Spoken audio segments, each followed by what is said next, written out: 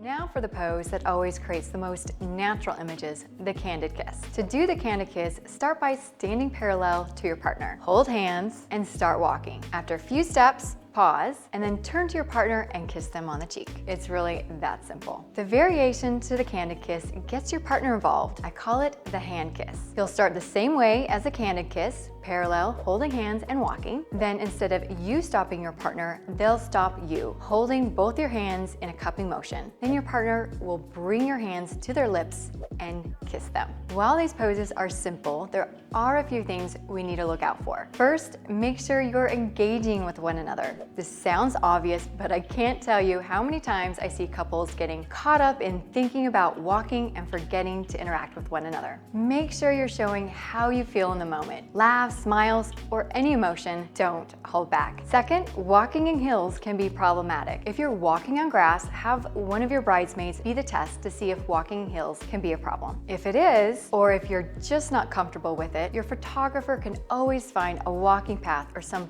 flat surface that looks equally as beautiful. The last thing to be mindful of is when doing the hand kiss, make sure your partner is cupping your hands correctly. Interlacing your fingers won't look as good on camera, and it usually hides your wedding ring. Ultimately, these kisses work so well because they're spontaneous.